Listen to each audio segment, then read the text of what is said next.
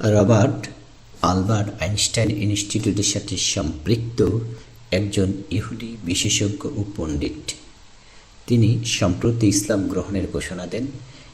এর কারণ ছিল পবিত্র কোরআনে উল্লিখিত তালাকপ্রাপ্ত ও বিধবা নারীর ইদ্যৎকালীন সীমা নির্ধারণের রহস্য ও হিকমত সম্পর্কে অবগতি।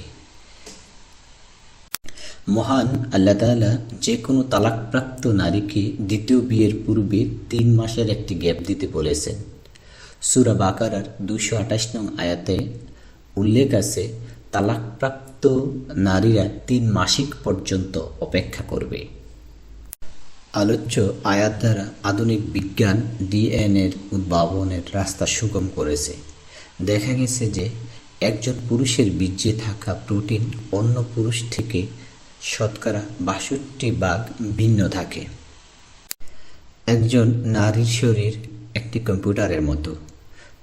পুরুষ যখন তার সাথে ইন্টারকোর্সে মিলিত হয় তখন সে নারীর শরীরে সব ব্যাকটেরিয়া শোষণ করে নেয় এবং তা তার শরীরে ধারণ করে থাকে। যদি বিবাহ বিচ্ছেদের পরপরই একজন নারী অন্য পুরুষকে বিবাহ করে বা একসাথে একাধিক পুরুষের সাথে মিলন করে, তবে তার শরীরে নানা ধরনের ডিএনএ জমা হয়, যা বিপজ্জনক ভাইরাসের রূপ নেয় এবং মারাত্মক রোগের সৃষ্টি করে। গবেষণায় প্রমাণ মিলে যে প্রথম মাসিকে একজন মহিলার শরীরে 32 থেকে 35 ভাগ প্রোটিন শেষ হয়। দ্বিতীয় মাসিকে শরীর থেকে শতকরা 67 থেকে 72 ভাগ ডিএনএ ধ্বংস হয় এবং তৃতীয় মাসিকে শতকরা 99.99 ভাগ প্রোটিন নির্মূল হয়। ফলে জরায়ু নতুন ডিএনএ গ্রহণ করার জন্য সম্পূর্ণরূপে প্রস্তুত থাকে।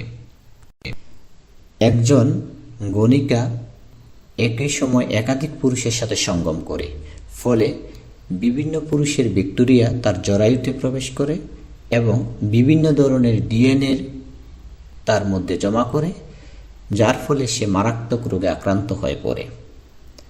বিধবা মহিলাদের ক্ষেত্রে শরীয়তের বিধান হল তার ইদ্যত তালাকপ্রাপ্ত মহিলার চেয়ে বেশি, অর্থাৎ 4 মাস 10 দিন। এর কারণ হল দুঃখ ও দুশ্চিন্তার কারণে তার শরীর থেকে প্রাক্তন ডিএনএ দ্রুত শেষ হয় না। এটি শেষ হতে আগের চেয়ে একটু বেশি সময় লাগে, আর এজন্য বিধবা মহিলাদের ইদ্যতকাল 4 মাস 10 দিন নির্ধারণ করা হয়েছে।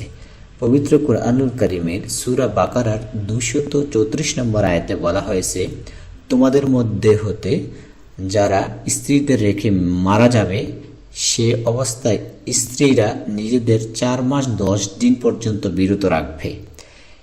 এই সত্যের মুখোমুখি হয়ে একজন বিশেষজ্ঞ ডাক্তার যুক্তরাষ্ট্রের 2টি ভিন্ন স্থানে গবেষণা পরিচালনা করেন।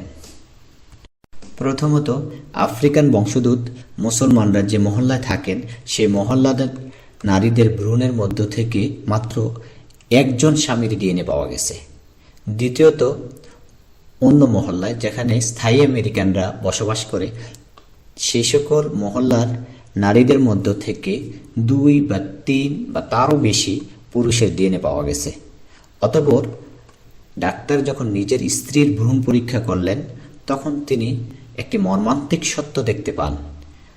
সেটি হলো তার স্ত্রীর মধ্যে তিনি 3টি ভিন্ন ধরনের ডিএনএ দেখা পান, যার অর্থ হলো তার স্ত্রী তার সাথে প্রতারণা করছে এবং তার 3 সন্তানের মধ্যে কেবল একজন মাত্র তার নিঃসন্তান, আর বাকিরা পরপুরুষ থেকে হয়।